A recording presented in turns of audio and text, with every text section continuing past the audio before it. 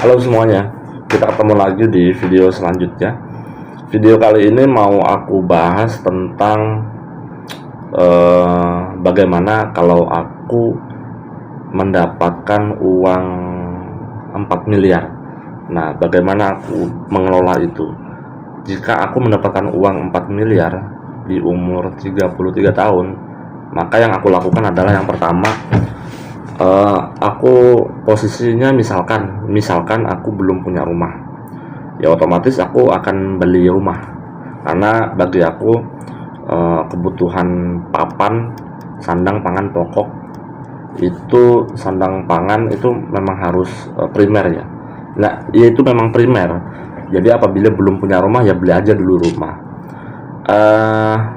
Kisarannya adalah mungkin untuk di area Surabaya aku pengen yang ya minimal 6 kali 13 lah ukuran tanahnya.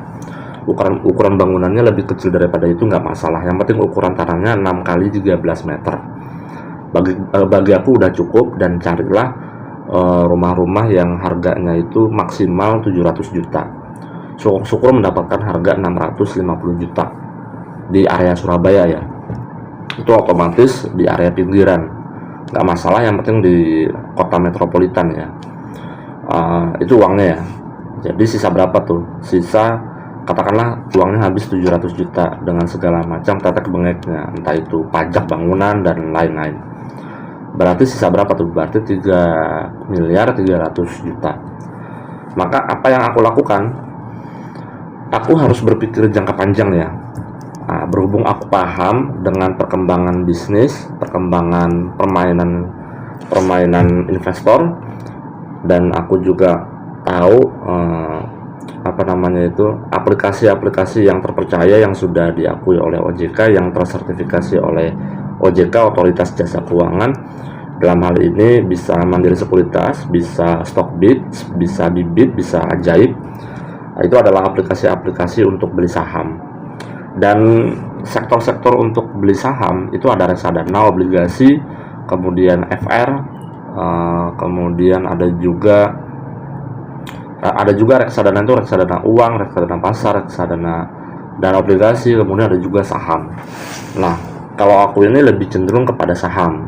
Kenapa? Karena dalam beberapa tahun ini, bahkan 50 tahun kebelakangan, namanya saham itu cenderung volatil, dan memang harus ada ilmu untuk terjun atau nabung saham di pasar modal. Kalau aku sih tipikal bukan scalper atau trading. Aku tipikal orang yang nabung saham atau investor jangka panjang.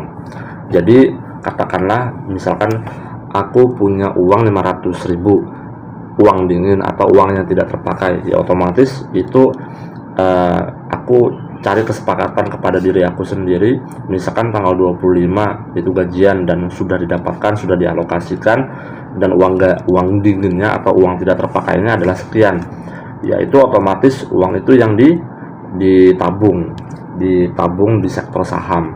Dan pastikan beli saham itu dan ini macam-macam ya, tipikal investor itu kan macam-macam. Ada yang investor value investing. Value investing itu artinya dia membeli saham di harga murah, under value. Kategorinya adalah price to book value-nya itu kurang dari 1, kemudian price earning ratio-nya itu maksimal 9. Di bawah 9 itu masuk kategori murah, dan itu masuk kategori value investing. Dan orang-orang investor saham yang kategori value investing pasti memperhatikan indikator ini, price earning ratio sama price to book value. Kemudian ditambah lagi mereka akan melihat track record pembagian dividen ya. Aku ingat sekali Sandiaga Uno memang tipikal saham, tipikal investor yang value investing. Dia beli harga yang murah, nah dia pegang lama, dia punya banyak uang, akhirnya dia mendapatkan dividen rutin.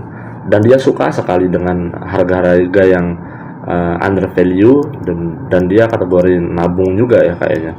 Dia kan karirnya udah panjang di bidang keuangan, di bidang usaha. Dia sangat suka dengan tipikal saham yang membagikan dividen, yang di mana dia milih yang lebih dari 8% atau 7%, syukur-syukur mendapatkan 20% dividennya dari harga per lembar sahamnya ya. Katakanlah harga lembar sahamnya itu 1000. Nah, dia mendapatkan 10%, otomatis 10 rupiah dikali berapa lembar saham yang dia miliki. Misalkan katakan 1 juta, berarti otomatis dia mendapatkan 10 juta. Ya, hitung-hitungannya adalah tambah kurang kali bagi, itu aja sebenarnya. Dan ada beberapa ilmu untuk menganalisis yang lainnya. Ya, otomatis melihat price earning ratio, price to book value, kemudian total asetnya seperti apa, kemudian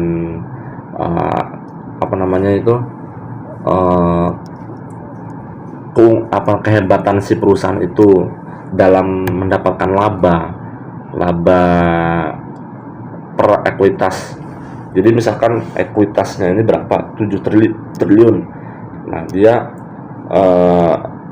kemampuan perusahaan itu mendapatkan laba berdasarkan ekuitas itu 20% lebih atau berapa persen. Nah, itu sebagai indikator penilaian juga.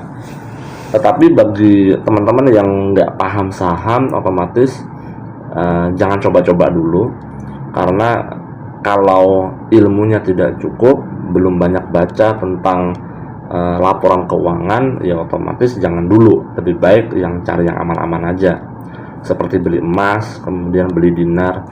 Nah, aku juga gitu, beli emas, beli dinar, kemudian beli saham yang volatil. Memang aku juga mengincar capital gain ya, jadi perubahan harga saham. Apabila harga perubahan sahamnya tinggi, otomatis dijual saja. Apalagi kalau kita itu beli di harga yang sangat murah ya, itu cuannya sangat besar. Dan memang kebanyakan orang-orang ada juga karakter investor yang bukan value investing, tapi dia adalah growth investing.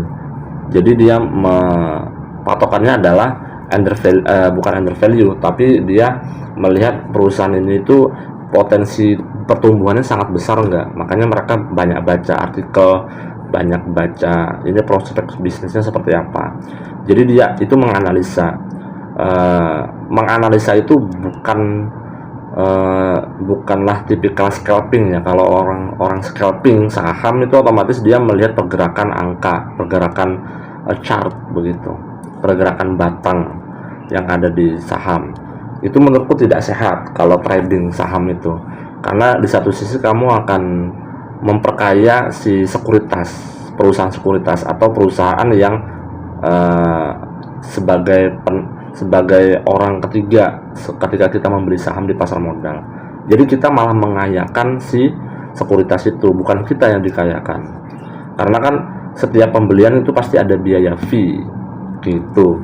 Makanya untuk saham ini menurutku aku cocoknya value investing dan kategori investor value investing, dan memang cenderung lebih ikut ke Warren Buffett, kemudian Loh Keng Hong, investor kawakan di Indonesia, kemudian yang ketiga itu ya Sandiaga Uno yang terkenal, dan mereka memang haluannya memang adalah value investing. Kenapa aku nggak tipikal scalper atau dagang saham, memantengin chart seperti itu? Menurutku itu tidak sehat. Apalagi memiliki modal saham yang disetor itu kecil, itu sangat susah lah. Jadi lebih baik ditabung kalau aku sih. Dan aku tidak bisa memaksakan juga. Ada juga sih sebenarnya investor yang tipikal scalper. Jadi dia itu ya beli di jam 9, jual di saat ada keuntungan, entah 1%, 2% begitu, dia langsung jual, udah selesai. Tetapi ada juga tipikal pemula investor itu yang sedikit aja rugi itu sudah kelabakan. Nah, dia tidak sabaran, akhirnya rugi, cut loss begitu. Nah, bagi kalian yang umur 33 tahun, mulai dari sekarang carilah investasi atau sektor-sektor investasi yang mudah kalian pahami saja dan mudah yang kalian percaya. Mulai dari sekarang kalian harus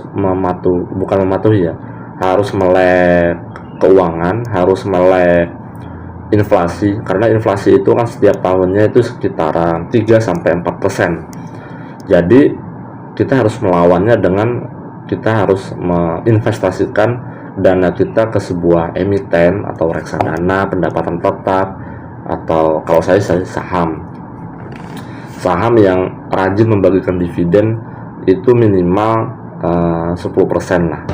Jadi otomatis kan itu melawan inflasi, kita juga mendapatkan keuntungan.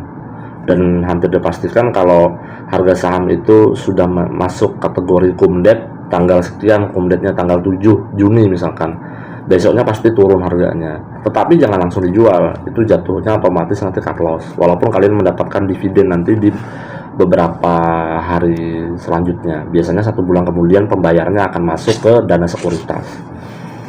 Itu dia. Bagi teman-teman yang belum melek tentang investasi, mulai dari sekarang berubahlah cara berpikir kalian. Intinya lawanlah inflasi. Inflasi itu 3-4%, maka kalian harus memiliki pola pikir kalian harus mendapatkan dividen minimal 10%. 7% nggak masalah, yang penting di atas inflasi lah. Intinya kalian ada uang yang bekerja untuk kalian, ada perusahaan yang bekerja untuk kalian, sehingga kalian mendapatkan pemasukan begitu. Semakin kalian nabung sahamnya itu besar, itu semakin bagus. Tapi yang jelas adalah pakai uang dingin atau pakai uang yang tidak terpakai, dan jangan sampai diutak-utik lah. Karena uang dingin atau uang tidak terpakai yang sudah kita investasikan ketika ditarik dalam waktu dekat itu sungguh rugi. Dan biasanya di aplikasi sekuritas itu ada keterangannya kok, warna merah ini itu cut loss, kalau yang hijau itu biasanya gainnya kita dapat. Tapi yang jelas kita harus perhitungkan juga ada biaya juga yang kita setorkan kepada pihak sekuritas, karena mereka adalah pihak ketiga sebagai perantara begitu. Aku juga invest di saham di logam mulia emas, tapi aku hobinya itu beli yang kepingan. Risikonya adalah hilang, tapi bagi aku suka dengan memegang logam mulia emas itu yang batangan. Jadi setiap hari itu bisa dipegang. Aku sangat suka seperti kayak gitu. Dan kemudian yang kedua adalah kalau ada uang dinar, dan beli dinar itu di komunitas sih. Jadi kalau kita jual di komunitas itu otomatis harganya tinggi. Apa kita bisa jual di toko emas? Ya juga bisa, karena dinar itu adalah emas sebenarnya. Tetapi ada macam-macamnya. Bedanya dinar itu dengan logam mulia. Kalau logam mulia emas tuh ya biasa aja logam mulia, memang emas. Tapi kalau dinar tuh biasanya kelebihannya ada tulisan-tulisan Arabnya. Kemudian bisa juga kita minta untuk ada tulisan-tulisan lebihannya begitu. Pokoknya aku suka yang ada gambar-gambar, ada kaligrafinya, ada gambar Ka'bah, mungkin ada gambar kubah masjid Al-Aqsa, masjid yang ada di Madinah, Mekah Al-Munawwarah. Ya itu aku suka kayak gitu. Makanya mulai dari sekarang pastikan kalian mendapatkan pola pikir investasi ya. Pastikan uang itu bekerja untuk kalian. Jangan sampai mengandalkan uang gaji aja. Syukur-syukur kalau punya uang dingin lagi itu buka usaha begitu. Dan kalau tidak bisa mengelola usaha, otomatis tunjuk sebuah manajer, kemudian pastikan masukkan perjanjian kerjasamanya itu dalam hitam di atas putih, perjanjian kerjasama. Mungkin kalian ngasih saham 30% kepada dia, kalian 70%, karena si manajer itu yang kita percayai itu akan mengelola usaha kita. Oh ya, walaupun modalnya modal dari kita semua. Jadi pastikan dia punya saham, sehingga dia sewaktu-waktu bisa kita ganti kalau melakukan fraud atau melakukan pelanggaran kayak gitu. Itu aja sih yang ada di kepala aku, yang mau aku sampaikan. Bagi aku ini sangat penting, aku perlu menyampaikan ini, dan ini sebagai pengingat bagi aku sendiri juga supaya rajin nabung saham dan melek investasi begitu. Terima kasih teman-teman. Assalamualaikum.